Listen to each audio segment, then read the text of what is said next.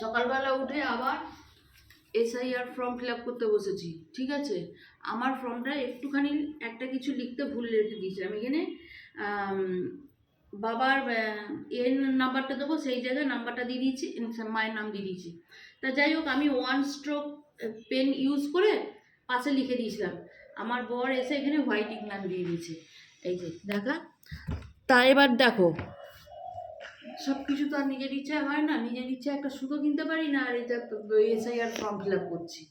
তা যাই হোক, সেই জন্য কী হয়েছে, এখন এটাকে বাদ দিয়ে আমি সেকেন্ড ফর্মটা ফিল আপ করবো, যেটা এসআইআরের মেম্বারদেরকে দেব।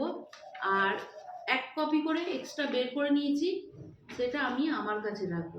বুঝেছো? এই হচ্ছে ব্যাপার।